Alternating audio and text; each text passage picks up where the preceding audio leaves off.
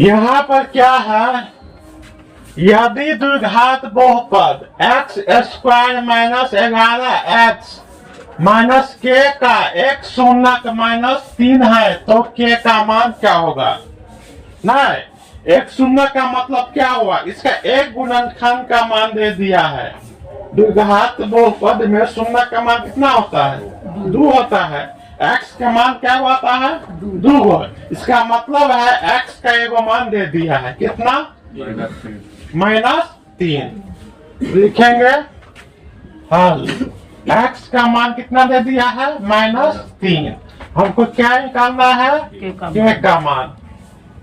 नहीं तो समीकरण क्या है, प्रश्न में समीकरण क्या है, एक्स स्क्वायर बराबर 11x माइनस के बराबर अपना से क्या कर देते हैं, 0 को, क्योंकि हमें के का मान निकालना है कि नहीं।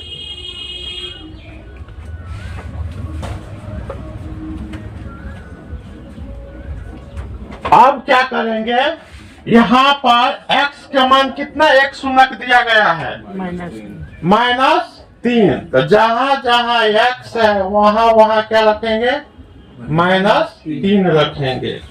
जहां है x तो यहाँ पर क्या होगा, -3 के होल स्क्वायर है ना, -11x गुने -3 है ना, अब माइनस के बाद कितने, 0।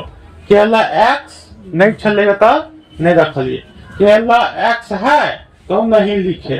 अब क्या करेंगे हम, अब -3 पर कौन पावर है, सम संख्या 2 तो प्लस में होगा, तो 3 का पावर कितना हो जाएगा, 9 प्लस में है ना। ऐसा ही माइनस का गुना होगा तो क्या हो जाएगा, प्लस। अब -11 अब -3 का गुना होगा तो माइनस प्लस, और 11 में 3 से गुना करेंगे तो 33 माइनस कितने के बराबर कितने, 0।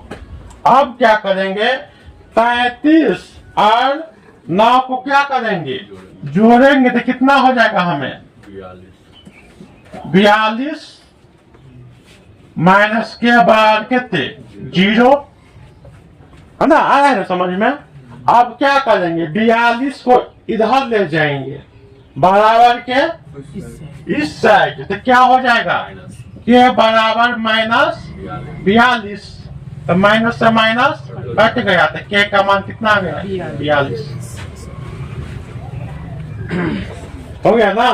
3 का स्क्वायर कहाँ चला दिए, 3 का पावर कितना है, इसका मतलब 3 को लगातार 2 बार गुना करेंगे ना, अब माइनस लगा के, तो माइनस के गुना होता है तो क्या होता है, प्लस 3 दिया 9, x की जगह 3 लेना है।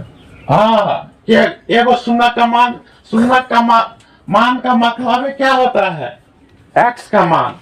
शून्य के मान का मतलब क्या होता है, x का मान। तो द्विघात समीकरण में क्या शून्य का मान होना चाहिए, 2 गो।